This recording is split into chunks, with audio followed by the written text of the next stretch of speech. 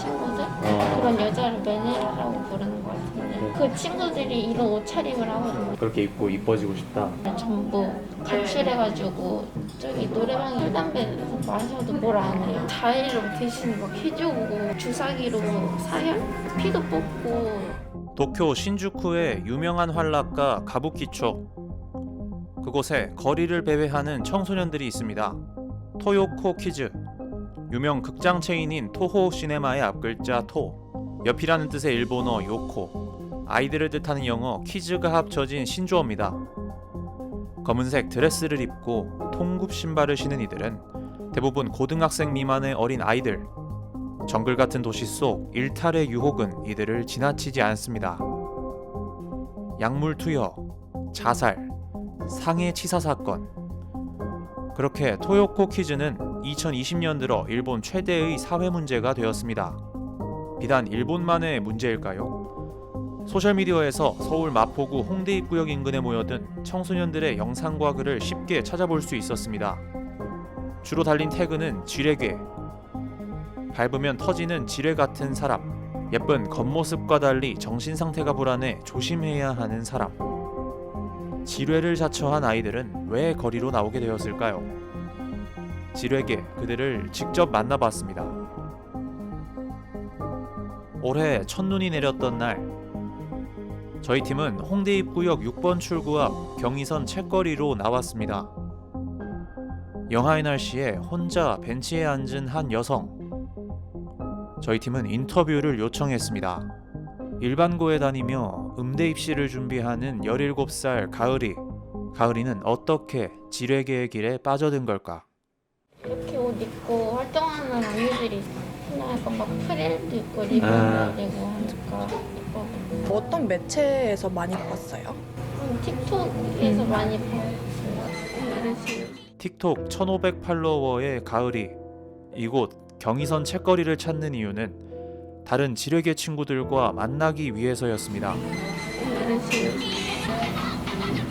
그런 친구들이 모여서 오프라인 행사 같은 것도 10명, 12명씩 막 만나기도 하고 안 만나고 나와도 토요일, 일요일 되면 30명 그냥 있어요. 여기는 여기 판에 약간 정신이 불안정한 친구들이 많거든요. 정신과 다니고 저도 다니고 있는데 같이 롱카페 갔는데 막 자의로 대신 막 해주고 애들 다 갑자기 자야고 주사기로 사혈?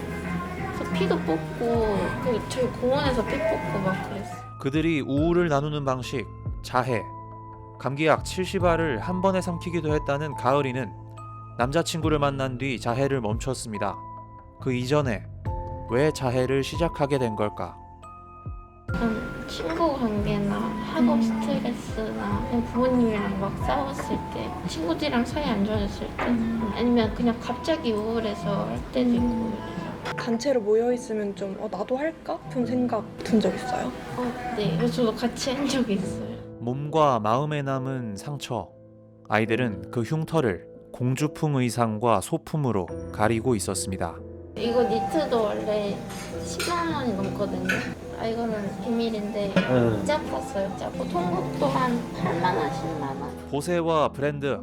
그녀는 지뢰계에 계급이 있다면 그걸 나누는 건 옷의 가격이라고 말했습니다. 청소년이 쉽게 접하기 힘든 비싼 가격의 옷들을 지뢰계 아이들은 어떻게 구매한 걸까?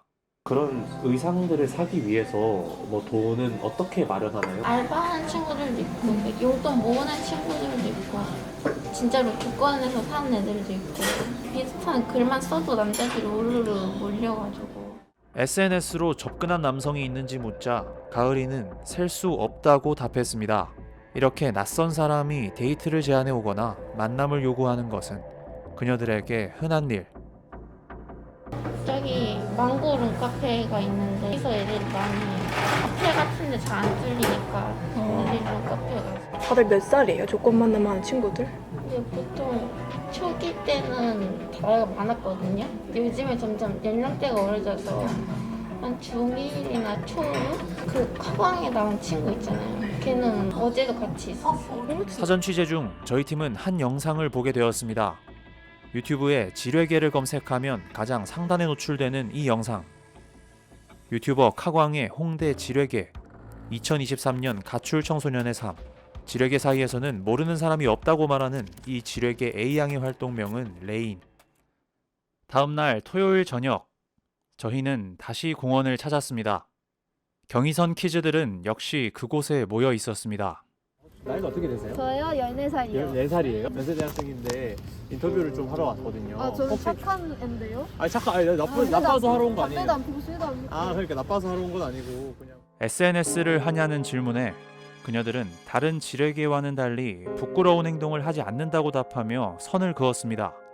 그러니까 저희 흡연실로 들어간 애들 봤는데 5명이나. 그 친구들도 그럼 지뢰개 활동하는 친구들. 네, 쟤는 진짜 같아요. 소식을 들은 뒤 저희는 홍대 AK 플라자 뒤편 흡연실로 발걸음을 옮겼습니다. 그곳엔 말 그대로 5명의 아이들이 있었습니다.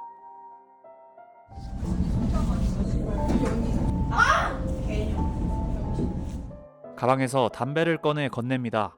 그녀들은 서로 비속어를 주고받으며 담배를 어떻게 구하게 되었는지에 대해 이야기합니다. 저희는 공원으로 돌아간 그녀들에게 인터뷰를 요청했습니다.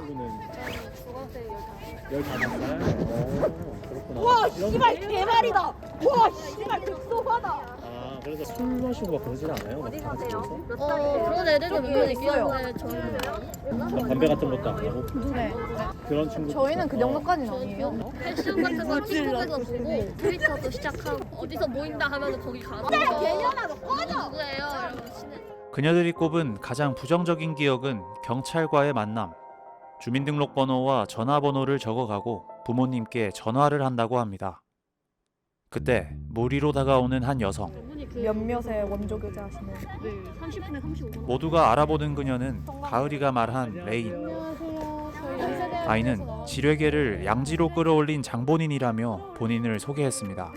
양지로. 그 카본 영상 나간 다음에 찾아와서 혹시 카본에 나온 사람 아니냐 하면서 자기가 20살인데 자기랑 같이 놀자 이런 식으로 해서 호텔 데려가고 알고 보니 26살이고. 직접 여기를 찾아온 거예요? 네, 무례하고 불쾌하다는 생각 들지 않아요? 잘생겼었어요. 그래요? 다음 주 저희 팀은 홍대의 번화가로 향했습니다.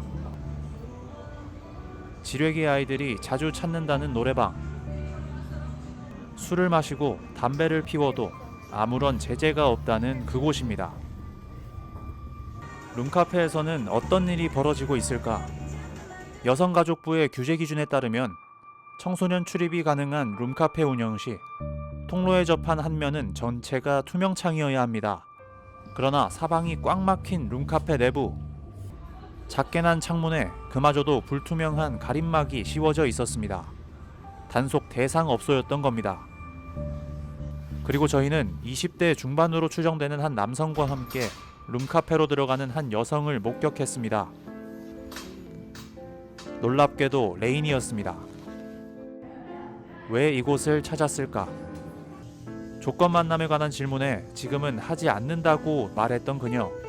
그 답변에 저희가 느낀 안도감은 또 다른 궁금증으로 남았습니다. 리본이 달린 드레스를 입은 예쁜 언니들을 동경해 지뢰개 활동을 시작했다고 입을 모아 말하는 그녀들. 그것이 사실이라면 그들이 공유하는 우울감은 어떻게 설명할 수 있을까? 이제 여성이라는 생물학적 성에서 오는 특성에서 비롯되는 우울증 유병률의 차이라고 저는 보거든요. 2차 성징도 빨라지고 있고 해서 이 여성 호르몬에 의한 생식 주기의 영향을 받으면서 이게 기분 변화를 유발을 하다 보니까 비율적으로도 훨씬 여성이 많이 노출이 된다. 실제로도 2020년대 초반의 여성 자살률이 남성의 2배 수준이었고 우울증에 의한 거예요. 그러니까 2020년 상반기 20대 여성의 그 자살 사망자 수도 바로 전년 대비 43% 늘었었죠. 이제 지뢰개에서 여성 청소년이 더 빠지게 되는 이유는 저는 이제 관계 중심의 문화 때문이라고 생각을 해요. 관계형으로 스트레스를 푸는 것들이 지뢰개에서 드러난 것이 아닌가라고. 우울감은 그녀들에게 더 쉽고 치명적으로 다가오고 있었습니다. 포털 사이트 뉴스 탭에 지뢰개를 검색해 봤습니다. 주로 보이는 키워드는 중학생 조건 만남, 30분 데이트 35만 원, 레인이 출연한 유튜버 카광의 영상이 그 출처입니다. 일각에서는 언론이 문화를 즐기는 청소년들을 범죄자 낙인 찍게 하고 있다는 지적도 나옵니다. 언론과 미디어, 그리고 SNS에서는 지뢰계 문제를 어떻게 다뤄야 할까? 뭐 여러 가지 속성이 있겠지만 원래 언론이라는 거는 잘한다는 걸 쓰는 것보다는 못한다는 걸 쓰는 거를 더 자신들의 역할이라고 생각해요. 긍정적인 것보다는 부정적인 것에 뉴스 가치를 더 높게 보는 거죠. 그러니까 이 학생들이 하고 있는 뭐 이런 그 행위들에 대해서도 아마 부정적인 눈으로 더 많이 볼 거예요. 그래서 이제 낙인 찍히는 거 나오는 거고, 과거에는 피해소년은 당연히 있었죠. 뭐 그때도 다 불링도 있었고 다 있었어요. 네. 근데 남들이 뭘 하고 있는지 사실 잘 몰랐어요. 아이들이 예전에는 이게 어디서 하고 있는지 몰랐는데 이제는 다 알아. SNS를 통해서 다 알아. 그러니까 예전보다 훨씬 더 이런 거에 참여하게 되는 거는 쉬워지는 거고 훨씬 더 노출이 많이 되죠. 예전보다. 그러니까 진행되는 양상이 나는 완전히 다를 것 같아. 근데 옛날엔 그런 걸 다 막았다고. 거기서 무슨 일들이 일어나는지를 다 알 수 있으니까. 근데 지금은 소셜미디어라는 거는 알 수도 없고 다.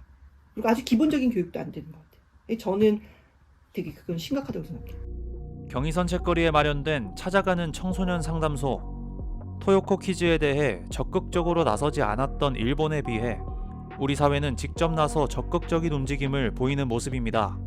그러나 그 효과와 지속성에는 의문이 남습니다.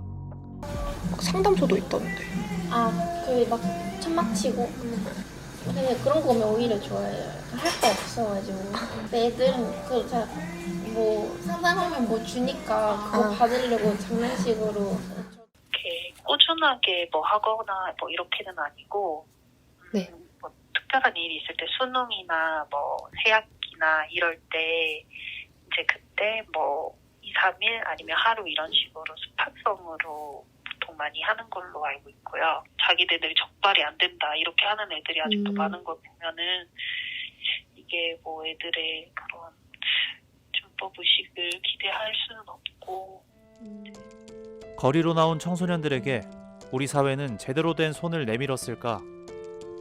이런 우리의 질문에 경찰은 상담소 설치를 지속하고 순찰을 활성화하겠다고 답해왔습니다. 불안하고 정신적으로 불안정했던 게 좀 해소가 돼요. 네, 서로 비슷한 친구들이고 약간 여기 가정 불화인 친구들 많거든요. 서로 알아주고 하니까 비슷한 점은. 가출한 친구들도 있어요. 많아요.